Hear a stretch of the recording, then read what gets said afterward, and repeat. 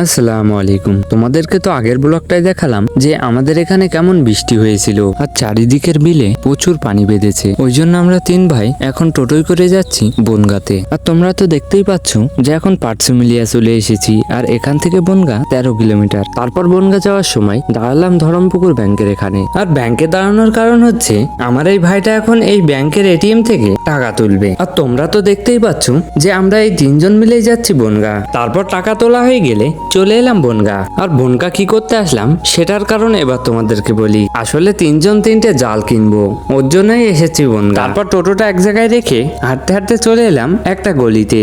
আর এই গলিতেই জালের দোকান। আর তোমরা তো দেখতেই পাচ্ছ যে আশেপাশে শুধু জালই দেখা যাচ্ছে। আসলে এখানে মাছ ধরার অনেক রকম জিনিস আছে। আর দোকানে কেমন ভিড় হয়েছে দেখো। এখানে একটা দোকান না, অনেকগুলোই আছে।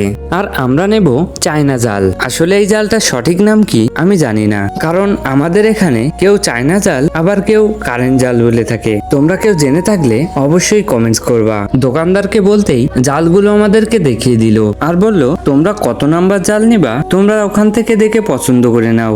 তারপর ওখান থেকে জাল দেখে পছন্দ করে দোকানদারকে বলার পরে দাম দর ঠিক করে বিল মিটিয়ে সামনেই চলে এলাম তাদের গোডাউনে। আসলে জালগুলো দিবে এখান থেকে। তারপর গোডাউন থেকে 3টে জালের বস্তা এনে দিল। তারপর 3টে বস্তা তিনজন নিয়ে চলে এলাম টোটোর কাছে। আর টোটোর কাছে এসে টোটোটা নিয়ে চলে এলাম বাড়িতে। আর তোমাদেরকে পরের ভিডিওয় ইনশাল্লাহ দেখানোর চেষ্টা করব যে এই জালগুলোই কেমন মাছ হয়।